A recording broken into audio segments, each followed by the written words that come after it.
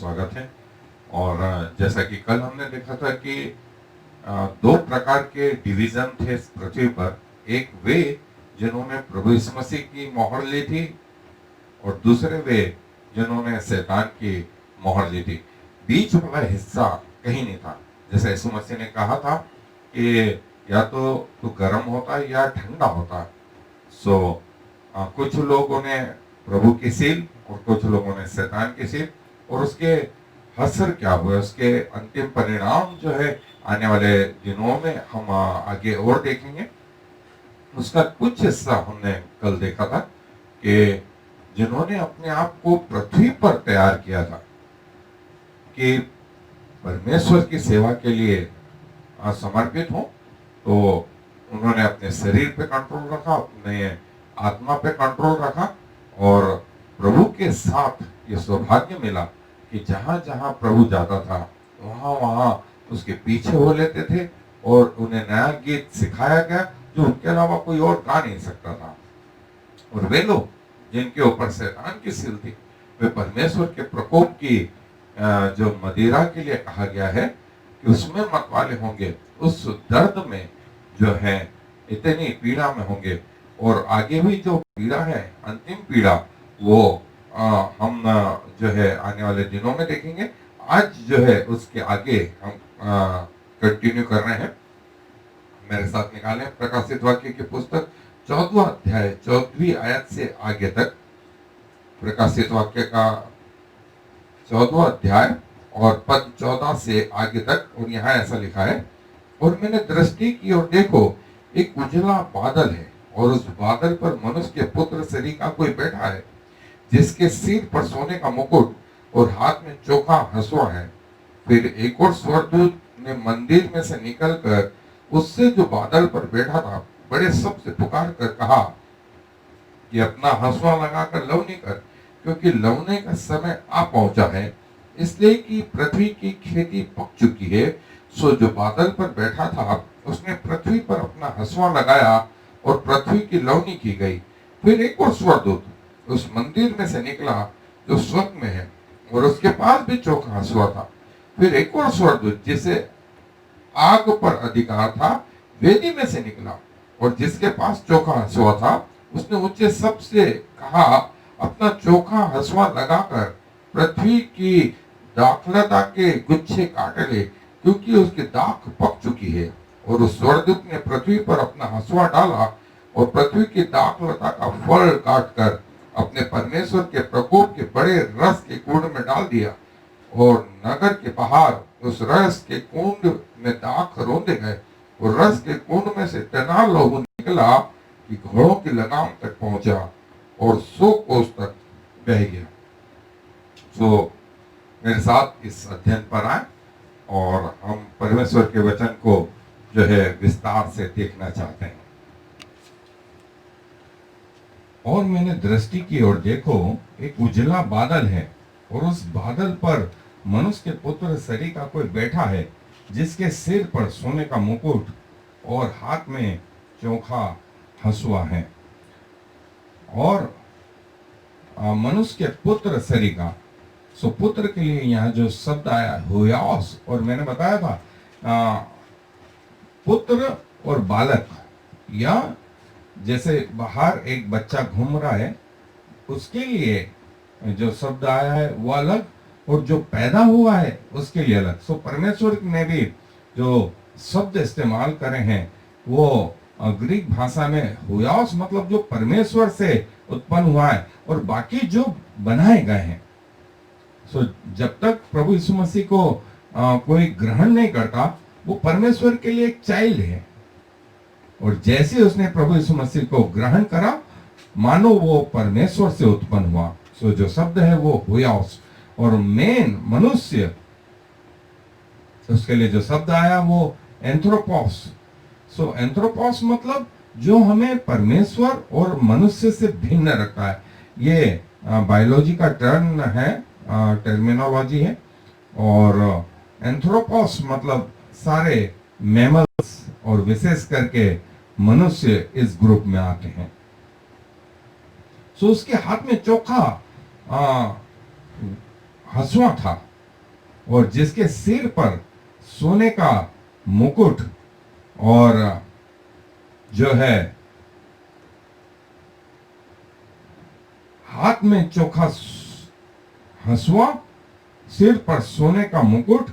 और प्रभु यीशु मसीह ने क्या कहा था, यदि आपको याद हो सुसमाचार में, कि पृथ्वी के अंत में ऐसे ही होगा, मैं अपने दूतों को आज्ञा दूंगा कि वे पृथ्वी पर लवनी करें, कटनी करें, और अच्छे फलों को तो खलिहान में, और भूसी को और जंगली फलों को उस आग में जो कभी नहीं भूसती उसमें डाल दें।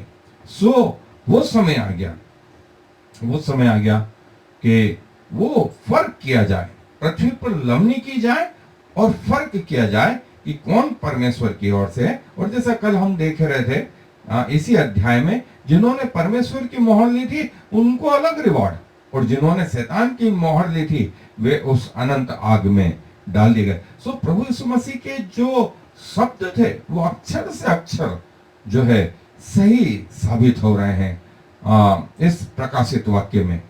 और प्रभु की इस कही हुई बातें पूरी रीति से पूरी, प्रभु ने कहा था पृथ्वी और आकाश टल जाए लेकिन मेरी कही हुई बात का एक बिंदु भी इधर उधर नहीं टलेगा। और दूसरी महत्वपूर्ण चीज ये कि स्वर्ग की बातें हम में से किसी को मालूम नहीं, और यीशु मसीह ने कहा भी कि स्वर्ग पर कोई चढ़ा भी नहीं।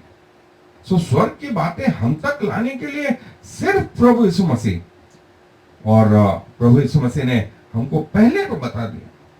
सो हम इस बात से चेत जाएं, विश्वास करें इस बात के लिए। उसके हाथ में चोखा हंसुआ, और उसने कटाई के लिए पृथ्वी पर जो है हंसुआ लगाया, और गेहूं को तो खलिहान में, और उस भूसी को, और वो जंगली भी जो साथ साथ बढ़ गए थे जिन्हें शैतान खो के चला गया था। और वो उदाहरण जो प्रभु यीशु मसीह ने दिया था कि खेत में उनका शत्रु आया और रात में जंगली बीज बो के चला गया, जब पेड़ उगे तो दोनों साथ साथ पौधे उगे। तो रखवालों ने कहा कि प्रभु ये तो साथ में जंगली बीज भी आ गए हैं, क्या इनको उखाड़े? उन्होंने कहा नहीं, ऐसा नहीं हो कि कहीं तुम इसके साथ में अच्छे बीज भी उखाड़ डालो, पर मैं जब ये फसल पक जाएगी तब काटने वालों से कहूंगा जंगली पौधों को अलग करो और अच्छे पौधों को अलग करो। और वह समय प्रभु ने यहां बताया। सो जंगली पौधे और अच्छे पौधे, जो समय आ गया आखिरी उस कठिनी का, जिसमें प्रभु जो है फर्क कर रहे हैं। कुछ तो अनंत जीवन के लिए जाएंगे, कुछ अनंत नरक के लिए जाएंगे। और फिर एक और स्वर्गदूत ने मंदिर में से निकलकर उससे जो बादल पर बैठा था बड़े शब्द से पुकार कर कहा, अपना हंसुआ लगाकर लवनी कर, क्योंकि लवने का समय आ पहुंचा है, इसलिए कि पृथ्वी की खेती पक चुकी है। और यही की ये बात प्रभु ने कही थी। और एक और महत्वपूर्ण चीज जो मैं आपको बार बार हम आज प्रकाशित वाक्य में देख रहे हैं, प्रभु ने अपने सुसमाचार के लिए मनुष्यों का उपयोग नहीं किया, सुसमाचार के लिए स्वर्गदूतों का उपयोग करा। और यहाँ पर भी स्वर्गदूत 14वें अध्याय में 7 से ज्यादा बार जो है स्वर्गदूतों का उपयोग किया गया प्रभु के मैसेज को पहुंचाने के लिए। और पूरी ईमानदारी के साथ में इन्होंने प्रभु का मैसेज पहुंचाया भी। और एंजल मतलब एजिलॉस, जो परमेश्वर के वचन को प्रचार करने। और उसके मंदिर के लिए जो शब्द आया है नाओस, हैबिटेशन ऑफ गॉड। और मैंने आपको हैबिटेशन ऑफ गॉड की परिभाषा बताई थी कि स्वर्गों में भी परमेश्वर नहीं समाता। सो हैबिटेशन मतलब वो सारा मंदिर। हमारे दिमाग में जो है वो एक 4 दीवारी है, लेकिन वास्तव में जो शब्द है वो नाओस, और पूरा स्वर्ग प्रभु का सिंहासन, पूरा स्वर्ग, और पृथ्वी उसके चरणों की चौकी, और वो स्वर्गों में भी नहीं समाता। सो ये वो मतलब है। और समय के लिए जो शब्द आया है कैरियोस, सीजन, टाइम, कि लवनी का समय आ पहुंचा, खेत पक चुके हैं और लवनी का समय आ चुका है। अब कटाई कर। सो जो बादल पर बैठा था उसने पृथ्वी पर अपना हंसुआ लगाया और पृथ्वी की लवनी की गई। उसने लवनी मतलब काटना, थ्रस, बालो, ये शब्द जो है ग्रीक में आया और अंतिम कटाई जो है शुरू हो गई। पृथ्वी के लिए जो शब्द आया वो जी, और पृथ्वी पर लवनी की गई। अब ये हमको लगता है कि पृथ्वी इतनी बड़ी है, लेकिन वास्तव में सैटेलाइट से देखा जाए, ऊपर से देखा जाए, तो वो चंद्रमा से थोड़ी सी बड़ी दिखाई देती है और उसको सिल्वर डिस्क कहा जाता है। जब सैटेलाइट से दिखती है तो वो चांदी की तस्तरी के समान दिखती है, इसलिए उसको सैटेलाइट डिस्क या सिल्वर डिस्क कहा जाता है। सो पृथ्वी पर ऐसा नहीं लिखा है कि सिर्फ अमेरिका में, भारत में, यूरोप में, अफ्रीका में, नहीं, सारी पृथ्वी पर ये लवनी या कटनी जारी है। और फिर एक और एंजल या स्वर्गदूत उस मंदिर में से निकला जो स्वर्ग में है और उसके पास भी चोखा हंसुआ था। एक और स्वर्गदूत स्वर्ग के मंदिर में से, और फिर मंदिर के लिए जो शब्द हमने देखा है वही ड्वेलिंग प्लेस, इनहेबिटेंस ऑफ गॉड, वहां से निकला। उसके पास भी चोखा हंसुआ था कि पृथ्वी के फसलों, और फसल कौन है? फसल हम लोग हैं, मनुष्य हैं, और इसमें दोनों प्रकार के लोग हैं। इसमें परमेश्वर के मोहर लिए हुए भी और शैतान के मोहर लिए हुए लोग भी हैं। तो उसने काटा सबको।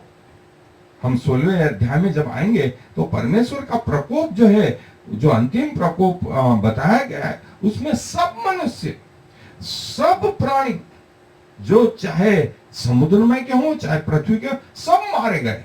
तो ये लवनी में कुछ छोड़ दिया गया ऐसा नहीं था, ये लवनी में सब मारे गए। सो अध्याय नंबर 14 और फिर 16वां अध्याय हम आगे देखेंगे, लेकिन हमें ऐसा लगता है डिफरेंस है। नहीं, ये एक ही प्रक्रिया के हिस्से हैं। हमारे समझ के लिए, हमारी सुविधा के लिए जो है 11वीं 12वीं शताब्दी में बाइबल को जो है अध्यायों में, पैराग्राफ में और आयतों में बांट दिया गया। अन्यथा बाइबल एक उपन्यास जैसी थी। इसलिए जिमाट्रिया जो एक बाइबल के अध्ययन का तरीका है, और कोडिंग और डिकोडिंग ऑफ बाइबल के अध्ययन का जो तरीका है, वो उसमें पैराग्राफ, आयतें नहीं है, और हर न्यूमेरिकल वैल्यू को जो है रखा गया और उसके अनुसार जो शब्द निकले वो आश्चर्यचकित करने वाले थे। सो ये सॉफ्टवेयर दोनों जिसके नाम मैंने लिए, जिमाट्रिया ऑफ बाइबल आप डालें, और दूसरा बाइबल कोडिंग एंड डिकोडिंग, आपको बाइबल की स्टडी ओरिजिनल आपको नेट पे मिल जाएगी। सो उससे कहा गया लवनी कर, और भले अच्छे बीज को अलग कर और दूसरे बीजों को जो बुरे हैं उनको भी अलग कर। और फिर एक और स्वर्गदूत जिसे आग पर अधिकार था वेदी में से निकला, जिसके पास चोखा हंसुआ था। उसने ऊंचे शब्द से कहा, अपना चोखा हंसुआ लगाकर पृथ्वी की दाखलता के गुच्छे काट ले, क्योंकि उसकी दाख पक चुकी है। और वेदी के लिए जो शब्द आया था थुसियास्टीरियन, परमेश्वर की वेदी, और उसको अधिकार के लिए जो शब्द आया है एक्सोयूसिया ग्रीक भाषा में, और जो परमेश्वर की ओर से दिया गया है उसको यह अधिकार दिया गया कि काट, अपना चोखा हंसुआ लगा करके पृथ्वी की लवनी कर, पृथ्वी के उन अंगूर के गुच्छों को जो पक चुके हैं काट। और शुरू हो गए, और काटने वाले यीशु मसीह ने कहा कौन? स्वर्गदूत। फसल कौन? हमने भी देखा, लोग। उस फसल में अच्छे और बुरे दोनों प्रकार के बीज, और बुरे बीज कहां से आए? शत्रु अर्थात शैतान ने वो बीज बो दिए थे। तो पृथ्वी पर अंत में दोनों प्रकार के लोग अलग किए गए। और लिखा है, और उस स्वर्गदूत ने पृथ्वी पर अपना हंसुआ डाला और पृथ्वी की दाखलता का फल काटकर अपने परमेश्वर के प्रकोप के बड़े रस के कुंड में डाल दिया। और काटा के लिए जो शब्द है वो बालो, कास्ट ऑफ, नीचे से काटा। और प्रकोप या क्रोध के लिए जो शब्द है रात, ऑर्ग, ऑर्ग। और परमेश्वर का लिए जो शब्द आया वो थियोस। सो ये ओरिजिनल मीनिंग थे। और नगर के बाहर उस रस के कुंड में दांत रोंदे गए और रस के कुंड में से इतना लहू निकला कि घोड़ों के लगामों तक पहुंचा और 100 कोस तक बह गया। जब ये दांत रोंदे गए तो लहू के समान जो है, लहू जो है इतना बह निकला, नदियां लहू की जो है बह गई। और लहू के लिए जो शब्द आया हेमा, और दूरी के लिए शब्द आया फरलॉन्ग, स्टेडियन। और लिखा है कि रोंदे गए, पैटियो रोंदे गए, जैसे कुचले जाते हैं वैसे कुचले गए। और नदियां जो है खून की, लहू की बह चली, क्योंकि सारी पृथ्वी पर ये लवनी की गई थी। इसमें भले और बुरे दोनों लोग जो हैं उनको उनकी लवनी की गई। और लिखा है कि लहू जो है वो 100 कोस तक बह गया। लहू की नदियां बह निकली, जैसी नदी जो है जब सुलेमान ने मंदिर का अर्पण किया था तो लिखा है इतने बलिदान किए जिनकी गिनती नहीं हो सकती। लाखों में उसने बलिदान चढ़ाया कि परमेश्वर को प्रसन्न कर सके। और अंत में भी ये हंसुआ लगाया और लहू की नदियां निकल पड़ी। सो सब तरफ लहू लहू लहू लहू। और जो है जैसा मैंने बताया कि अंत में 2 प्रकार के, उन्होंने कहा, स्वर्गदूत ने कहा कि लवनी कर। प्रभु यीशु मसीह ने भी कहा था कि अंत के दिनों में ऐसा होगा, मैं लवने वालों से कहूंगा कि फसल को काटो और अच्छी को तो खलिहान में, और जो जंगली हैं उनको आग में डाल दो जो कभी नहीं बुझती। आप किस तरफ हैं? आप किस तरफ हैं? आप अच्छी फसलों वालों में हैं या जंगली फसलों वालों में? इसका न्याय जो है, इसका निर्णय जो है वे स्वयं प्रभु करेंगे। इसके पहले कि वो आपको भी बोल दें कि तुम कौन हो मैं नहीं जानता, बेहतर है अपने जीवनों को टटोलें। और मौके हैं कि हम प्रभु के पास आ जाएं। यदि आप ऐसा करना चाहते हैं मैं आपकी मदद कर सकता हूं। आप मेरे साथ प्रार्थना में शामिल हो, आए दुआ कर। प्रभु जी, मैं आपके पास आता हूं और स्वभाव से हम आदम के संतान हैं, जंगली स्वभाव है प्रभु, और पृथ्वी पर भी ऐसा ही रहे हैं, तन मन वचन से आपके विरुद्ध रहे हैं।